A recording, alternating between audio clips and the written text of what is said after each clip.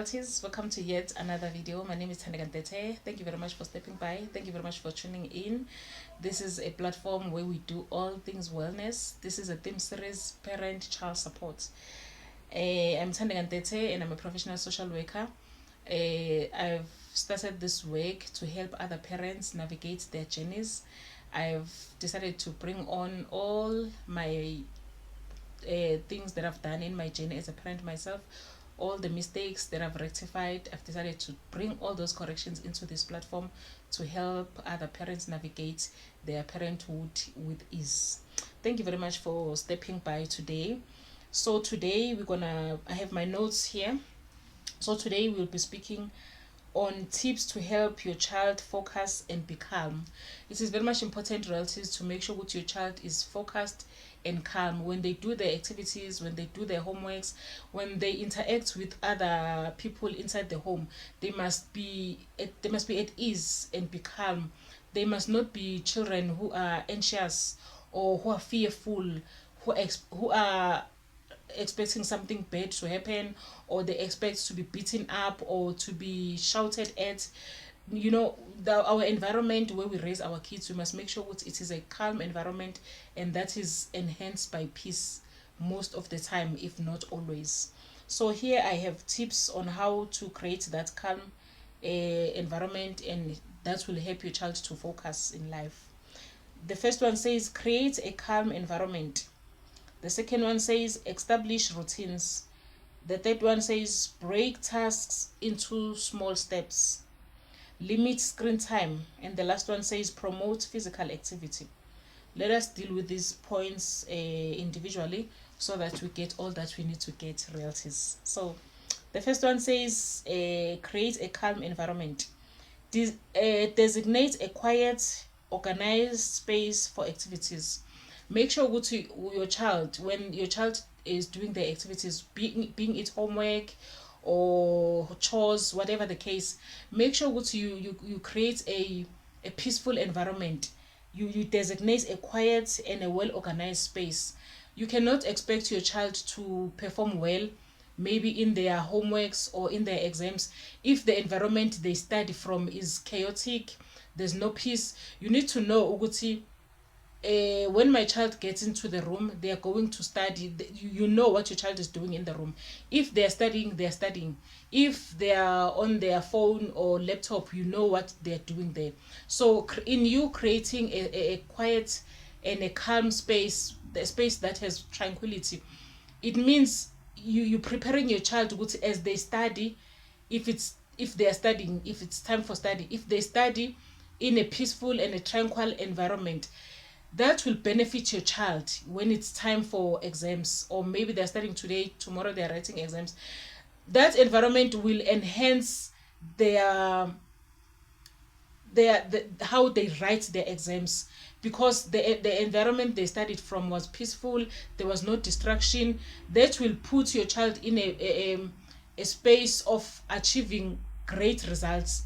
Whether they are studying for exam or they're doing their homeworks, whatever that your child is doing, make sure that they do that in a calm and a tranquil environment that is peaceful, that is enhancing what they're doing, that is adding value to what they're doing.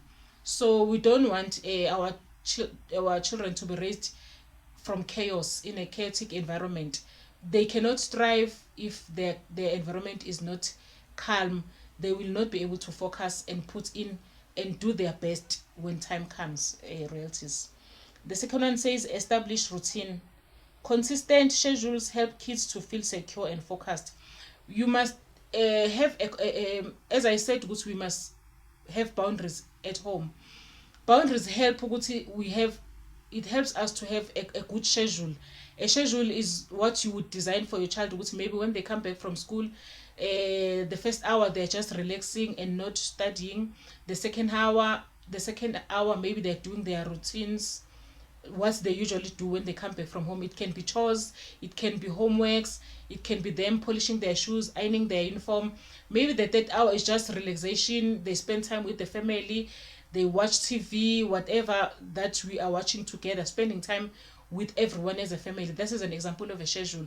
So if you have a consistent schedule and realities for your child, that will minimize chaos from your child. That will help your child to work efficiently. They will, each and every day will be efficient for them. They will do what they're supposed to do, and they will invest time in doing the right things, because now there are boundaries and there's also a schedule. What is my child expected to do when they come back from school, or just an ordinary day, maybe it is weekend, what are they expected to do? And in that schedule, do not shorten their time for self-expression, for playing with other kids. So your schedule must also encompass the fact that this is a child. It must not be a schedule that is more of chores, work. They must also find time to, they must have leisure time to enjoy themselves and just to be free, think what they want to think and be free in their space. So the third one says, break tasks into smaller steps, make big tasks manageable. If your child has something big to do, help the child to break that thing into smaller pieces. Let's say your child is not performing well, maybe in mathematics, physical science, and life sciences, and they need a plan to make sure they achieve good results at the end of the term. Help your child to design that timetable, and the timetable must not be overwhelming to the child. It must break the work into smaller pieces based on the topics they want to focus on. They cannot focus on a very deep topic in maths and physics and life science in the same day. So you help your child to break the work into smaller pieces. The timetable for studying cannot be 6 hours straight. Your child after school, they study 6 hours straight, 2 hours maths, 2 hours physical science, 2 hours life sciences, no breaks, nothing in between. That is a recipe for disaster and for failure. That timetable will set your child for failure. But help the child to break the work into small pieces.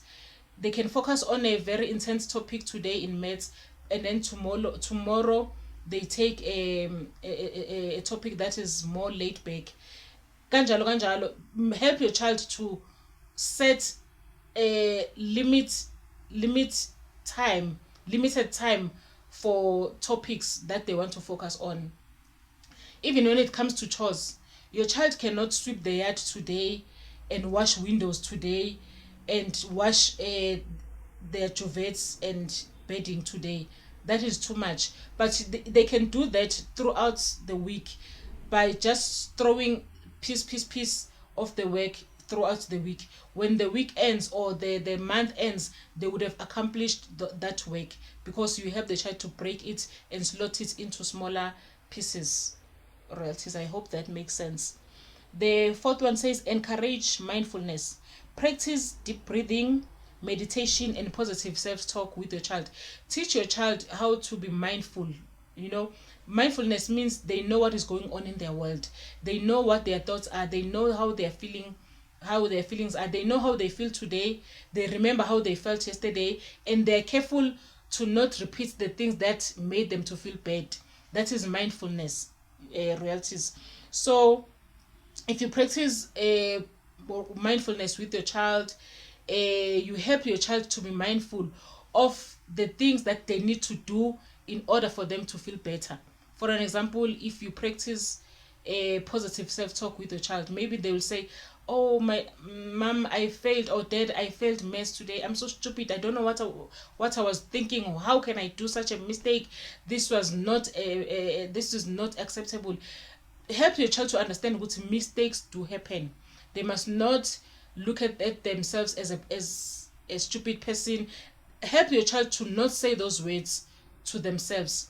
And chances are, if your child speaks to themselves like that, how do you speak to your child as a parent?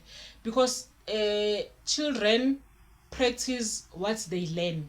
They learn from us. If you don't speak harsh words to your child, chances are that child will not learn to speak harsh words to themselves. So check the pattern. Where does that behavior comes from? If they speak bad about themselves, to themselves or to you or to their friends, where does that behavior comes from? Check how you speak to your child. And if you speak right, positivity to your child, then help your child to stop bringing negativity or speaking negatively about themselves or about other people. Model that behavior. Make sure that you help your child to come back from negativity. The second last one says limit screen time. Set boundaries around devices and reduce distraction. We spoke about setting boundaries, royalties. Limit screen time. Your child cannot watch 1 hour of from their phone. Maybe it's YouTube or Instagram. The next hour they are on TV. The next 2 hours they are on their laptop watching a movie. From there they are tired. No home. The homeworks were not done.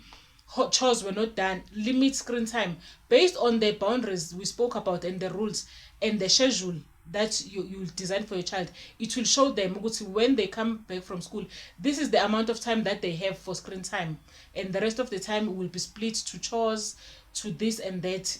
Then your child will be managing their time well based on the boundaries and the schedule that you created as a parent for your child.